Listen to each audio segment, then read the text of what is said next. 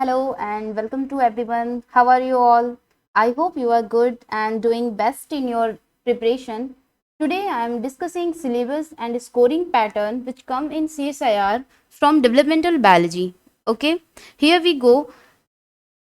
Just you can see this is the syllabus which come in CSIR.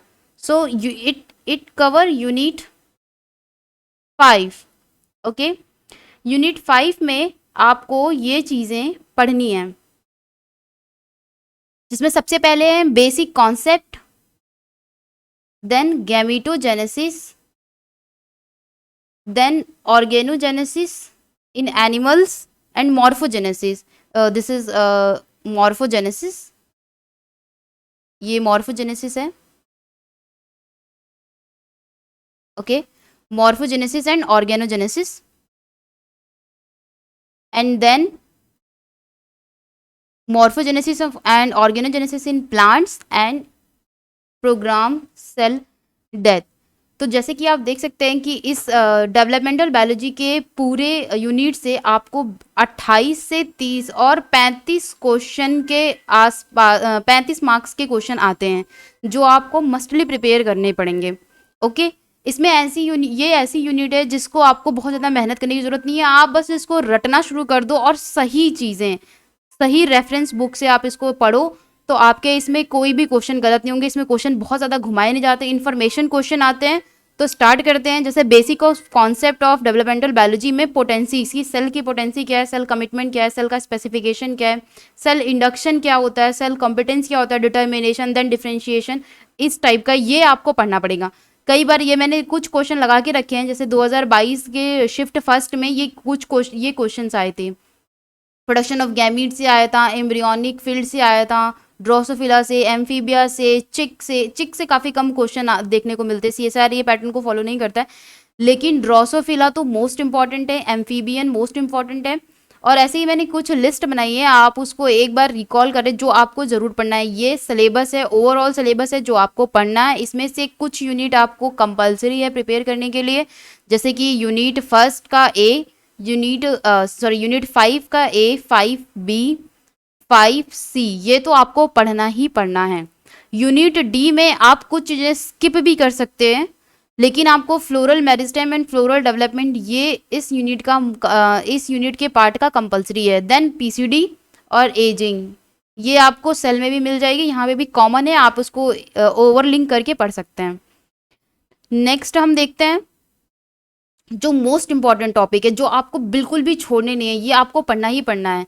Basic में cell क्या होती है. Okay, cell की potency, cell का कमिटमेंट, सेल में स्पेसिफिकेशन, डिटर्मिनेशन और कितना वो डिफ्रेंशिएट हो रही है, ये आपको पढ़ना है, डीप पढ़ना है. मैं कुछ वीडियोस इस पे जरूर बनाऊंगी, आप उसको देख सकते हैं.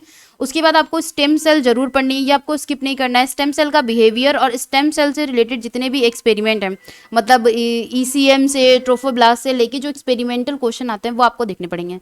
स्पेसिफिकेशन में सेल का टाइप होता है, मतलब रीजनल स्पेसिफाई हो रही है सेल या फिर जेनेटिकली स्पेसिफाई हो रही है. टिश्यू कैसा स्पेसिफाई हो रहा है, मतलब रीजनल मतलब कोई रीजन का डेवलपमेंट हो रहा है. जेनेटिकली स्पेसिफाई हो रही है कि जो पहले से फिक्स है वही वो फॉर्मेशन करी. इसके कुछ एक्सपेरिमेंट हैं, इससे हर साल क्वेश्चन आता है. ये बहुत ज़्यादा इंपॉर्टेंट है और बहुत ईजी क्वेश्चन आता है. उसके बाद रिप्रोडक्शन, उसके बाद फर्टिलाइजेशन. फर्टिलाइजेशन हमें सी अर्चिन और मैमल्स, ये तो पढ़ना ही पढ़ना है, ये कंपलसरी है. उसके बाद क्लीवेज पैटर्न, आपको सारे टाइप के क्लीवेज पैटर्न देखने पड़ेंगे. जो हर एक ऑर्गेनिज्म के कॉमन एक चार्ट होता है जिसमें क्लीवेज का चार्ट होता है और गैस्ट्रोलेशन का चार्ट होता है. ये फिक्स है, ये आपको डीबीटी में भी मिलेगा. ये टॉपिक से आपको डीबीटी में भी क्वेश्चन मिलेंगे, ICMR में भी क्वेश्चन मिलेंगे, और ये आपको गेट में भी क्वेश्चन मिलेंगे. गेट में भी आपको उसके एक आध क्वेश्चन तो मिल ही जाएंगे जूलॉजी वाले पार्ट में, गेट एक्सेल में. ठीक है. उसके बाद एनिमल की डेवलपमेंट. एनिमल डेवलपमेंट में आपको सी अर्चिन पढ़ना है. सी अर्चिन इकाइनोडर्मा है, इकाइनोडर्म से आपको पढ़ना ही पढ़ना है. सी अर्चिन का पूरा डेवलपमेंट पढ़ना है आपको. उसके बाद निमेटोड में आपको सी एलिगेंस के बारे में पढ़ना है, उसका पूरा डेवलपमेंट पढ़ना है और उसका वल्वा डेवलपमेंट पढ़ना है. ये बहुत इंपॉर्टेंट टॉपिक है. उसके बाद आर्थ्रोपोड्स में आपको ड्रोसोफिला पढ़ना है, ड्रोसोफिला का पूरा डेवलपमेंट पढ़ना है उसके पैटर्न के साथ। उसके बाद ड्रोसोफिला में ही जैसे आई लेंस डेवलपमेंट होती है, उसके कुछ क्वेश्चन आपको जेनेटिक्स में भी मिल जाते हैं। आई लेंस, आई से रिलेटेड क्वेश्चन जो होते हैं वो जेनेटिक्स भी बनाता है, तो आपको पता होना चाहिए कि आई लेंस का डेवलपमेंट कैसे होता है ताकि आप उसको जेनेटिक्स में रिलेट कर पाओ। ठीक है। एम्फीबियन, एम्फीबिया तो बहुत ज़्यादा इंपॉर्टेंट है, ये तो एकदम फिक्स है, इससे फिक्स्ड क्वेश्चन है, ये बिल्कुल भी आप स्किप नहीं कर सकते। मैंने जितनी चीज़ें इसमें बताई हुई हैं ये आपको, ये मिनिमम है, मतलब ये आपको पढ़ना ही पढ़ना है, इससे ज़्यादा, इससे कम तो आप पढ़ ही नहीं सकते। इससे कम अगर आप पढ़ रहे हैं तो इट मीन्स आपकी डेव की यूनिट तैयार ही नहीं है, फिर आपको डेव पढ़ने की कोई ज़रूरत नहीं है, आप डेव को स्किप कर सकते हो। इससे कम आप नहीं पढ़ सकते।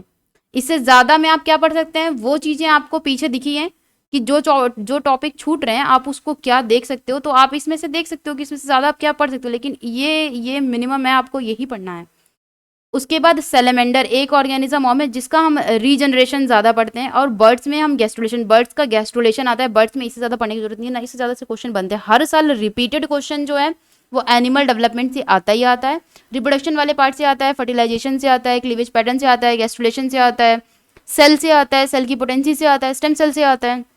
एंड देन कुछ लोग जो है प्लांट को प्लांट फिजियोलॉजी में पढ़ते हैं, लेकिन प्लांट डेव का पार्ट है, तो वो डेव की यूनिट में दिया गया है। तो आपको प्लांट में एरेबिडोप्सिस का पूरा डेवलपमेंट और एरेबिडोप्सिस का मतलब जो मेगास्पोरेंजियम और माइक्रोस्पोरेंजियम का डेवलपमेंट है, उसका पॉलिनेशन, उसका फर्टिलाइजेशन, इसके तो साथ साथ आपको इसका फ्लावरिंग डेवलपमेंट, मतलब आप फ्लावरिंग डेवलपमेंट को स्किप नहीं कर सकते। इसका फ्लावरिंग डेवलपमेंट बहुत है, मोस्ट इंपॉर्टेंट है, ये बहुत ज़्यादा इंपॉर्टेंट है, आप इसको नहीं स्किप कर सकते हैं। तो आपको इसका डेवलपमेंट कंप्लीट पढ़ना पड़ेगा, फ्लोरल इवोक्यूलेशन से लेकर के फ्लोरल के जितने एक्सपेरिमेंट आते हैं और कौन उसका जीन है, जेनेटिक इसका पूरा आपको देखना पड़ेगा। और इसी तरीके से में एक दो छोटे छोटे टॉपिक आ जाते हैं, Sam and RAM, that is shoot apical meristem की डेवलपमेंट और रूट एपिकल मेरिस्टेम की डेवलपमेंट। सैम और रैम से भी इसके जेनेटिक के क्वेश्चन बनते हैं, मतलब जीन के क्वेश्चन बनते हैं, जेनेटिक डेवलपमेंट से क्वेश्चन बनते हैं। तो I hope this information is valuable for you. Thank you so much.